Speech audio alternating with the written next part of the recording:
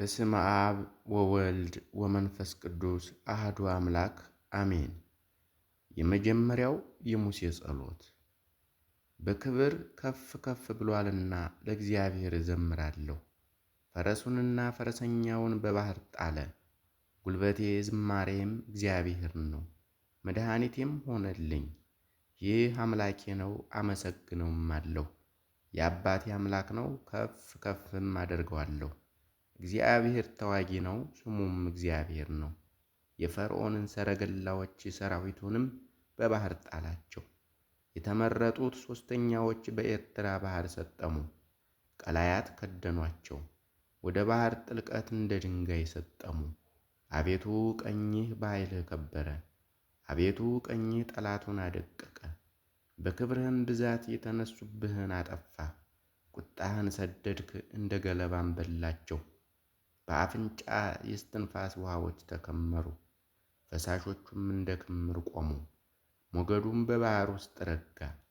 ጠላትም አሳድጄ ይዛቸዋለሁ፣ ምርኮም እካፈላለሁ። ነፍሴም ትጠግባቸዋለች፣ ሰይፌንም እመዝዛለሁ፣ እጄም ታጠፋቸዋለች አለ።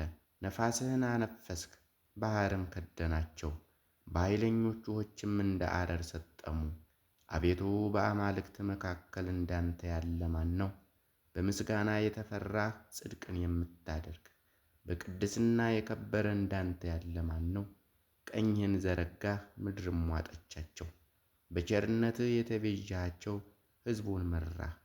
በኃይልህ ወደ ቅዱስ ማደሪያህ አገባሃቸው። አሕዛብ ሰሙ ተንቀጠቀጡም፣ በፍልስጥኤም የሚኖሩትን ምጥ ያዛቸው። የዚያን ጊዜ የኤዶም አለቆች ደነገጡ፣ የሞዓብ ኃያላን መንቀጥቀጥ ያዛቸው። በከነዓን የሚኖሩ ሁሉ ቀለጡ። አቤቱ ሕዝብህ እስኪያልፍ ድረስ፣ የተቤዠኸው ሕዝብ እስኪያልፍ ድረስ ፍርሃትና ድንጋጤ ወደቀባቸው። በክንድህ ብርታት እንደ ድንጋይ ዝም አሉ። አቤቱ አንተ ታስገባቸዋለህ፣ በርስትህ ተራራም ትተክላቸዋለህ።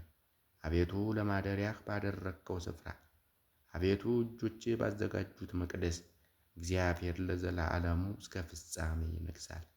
የፈርዖን ፈረሰኞች ከሰረገሎቹና ከፈረሰኞቹ ጋር ወደ ባሕር ገቡ። እግዚአብሔርም የባሕሩን ውኆች መለሰባቸው። የእስራኤል ልጆች ግን በባሕሩ መካከል በየብስ አለፉ። ውኃውም ለእነርሱ በቀኝ እንደ ግድግዳ በግራም እንደ ግድግዳ ሆነላቸው። ምስጋና ለአብ ይሁን፣ ለወልድ ይሁን፣ ለመንፈስ ቅዱስም ይሁን ለዘለዓለሙ አሜን።